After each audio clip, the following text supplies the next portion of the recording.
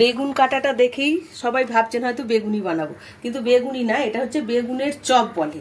আমরা আসামে গিয়েছিলাম, ওখানে গিয়ে শিলংয়ের একটা দোকানে ফুটপাতে এই বেগুনের চপ খেয়েছিলাম। খুব মোটা মোটা করে কেটে খুব সুন্দর খেতে হয়েছিল। আমরা ওই জন্যই সেটা আমি জিজ্ঞাসা করেছিলাম ওই দাদাকে। আমি আজকে সেটাই বানিয়ে দেখাবো, বেগুনের চপ বলে।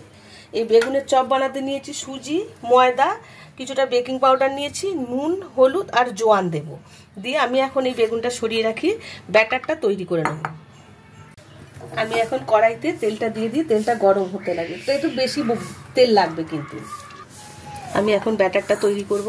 তার জন্য নিয়ে নিচ্ছি আমি 3 চামচের মতো ময়দা, 2 চামচ সুজি আর কর্নফ্লাওয়ার নিচ্ছি 2 চামচ, আর নেব এর মধ্যে কালো জিরে 1/2 চামচের মতো। দেব এর মধ্যে একটু সাদা তেল,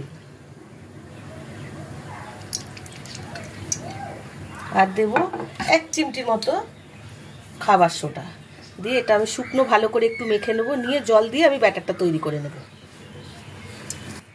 এখন একটু আমি জল দেব।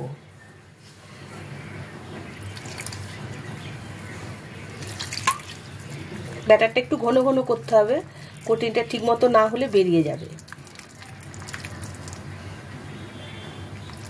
ব্যাটারটা আমি একটু ভালো করে ফেটিয়ে নেব।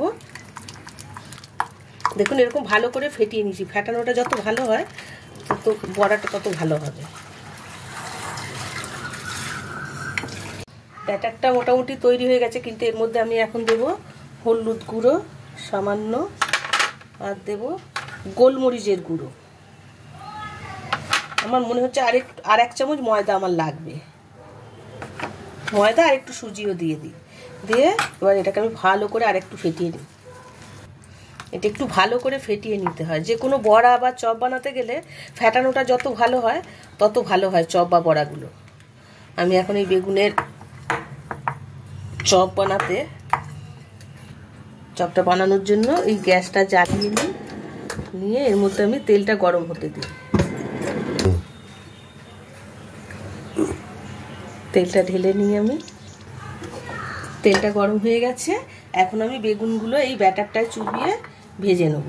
বেগুনের চপ, এটা কিন্তু বেগুনি নয়, বারবার বলছি। এটা আমি শিলংয়ে খেয়ে এসেছিলাম, খুব ভালো লেগেছিল। আমি বাড়িতে করি মাঝে মধ্যে, তাও আপনাদের সাথে শেয়ার করলাম আজকে। এটা খুব যে ডুবো তেলে দিতে হবে তাও না।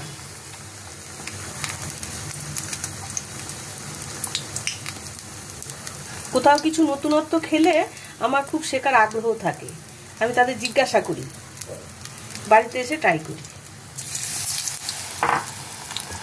একদিকটা হয়ে গেছে, এখন আমি আর একদিকটা উল্টে নেব।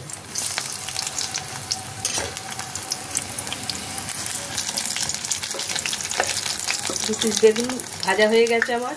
বেগুনের চপ, এটা কিন্তু বেগুনি নয়, বেগুনের চপ। এটা খুব মোটা মোটাই হয়, কিন্তু আরো মোটা ছিল ওদেরটা, কিন্তু খেতে খুব স্বাদ হয়েছিল। আপনারা বাড়িতে একদিন ট্রাই করবেন, করে খেয়ে দেখবেন।